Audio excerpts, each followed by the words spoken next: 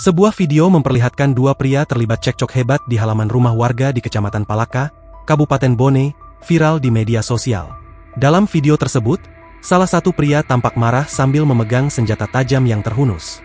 Belakangan diketahui, keduanya adalah kakak beradik yang tengah berselisih soal harta warisan.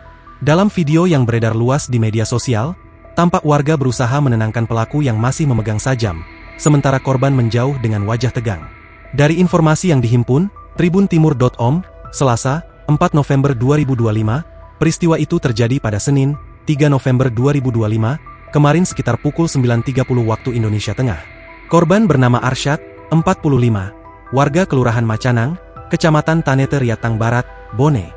Sedangkan pelaku merupakan adik kandungnya sendiri, Baktiar, 27, warga Palaka. Menurut saksi mata, Usman, 63, pertengkaran itu bermula saat korban datang untuk membicarakan pembagian harta peninggalan orang tua mereka. Namun suasana cepat memanas hingga pelaku tiba-tiba mengamuk. Awalnya cuma bicara soal warisan, tapi adiknya langsung emosi dan ambil sajam. Untung cepat dilerai warga, kalau tidak mungkin sudah ada korban, ujarnya. Sementara, Kasat Reskrim Polres Bone, AKP Alvin Aji Kurniawan, membenarkan adanya laporan dugaan tindak pidana pengancaman tersebut.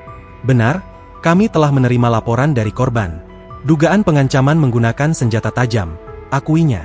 Polisi kini tengah mengumpulkan bukti dan memeriksa pelaku maupun saksi untuk mengetahui secara pasti kronologi kejadian. Saat ini masih dalam tahap penyelidikan dan pemeriksaan saksi-saksi, tandasnya.